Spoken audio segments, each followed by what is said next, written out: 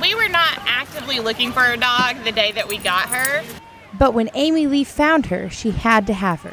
She only needed permission from her husband. I was working at an office off the square, and so I was sitting there working at my desk, and she showed up and said, "Can you come outside for a minute?" And she was out there with a strange lady I didn't know, and two people we did know but didn't know were at the farmer's market, and this dog. Yep. Michael Lee's initial no quickly turned into a yes after spending time with the dog.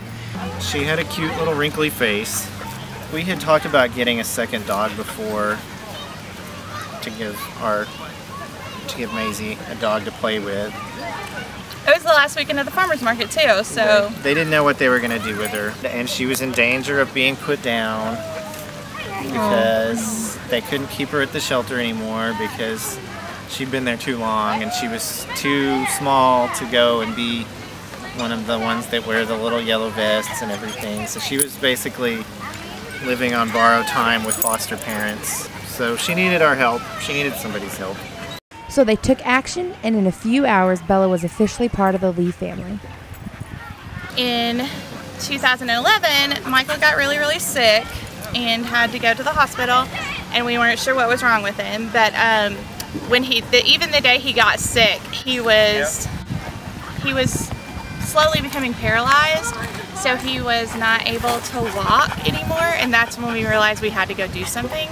So we were able to get him up into a desk chair to roll him out to the car to take him to the emergency room. And Bella came when we had him in the chair and like laid her head on his leg, and it was so sweet. She came up and put her paws on me. She's not like a dog that licks you a lot, but she came up and put her paws on me and just was like licking my face. Because you could tell something was wrong and that it was not a normal day, obviously, for our family. He, of course, missed his dogs too, and so when he got well enough to get into a wheelchair, I was able to take him up, take the dogs up to the hospital and see him. I don't know if it was against the rules or not, but I just did it anyway. I didn't ask anybody's permission. That was a big turning point for me. I told everybody about it constantly when the doctors would come and check on me and everything. That was, I felt like I was starting to get some of my life back. I'd been in the same room for weeks, staring at the same spot on the wall because I couldn't move. So it was a big thing. It was a big deal. That was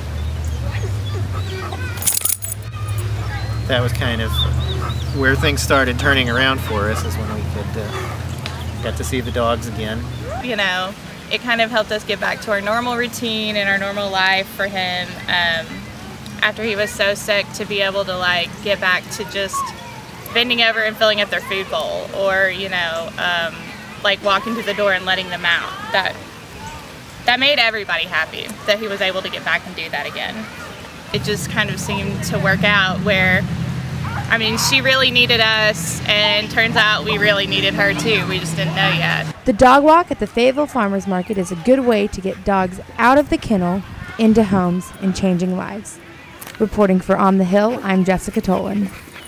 It kind of vanishes in photographs.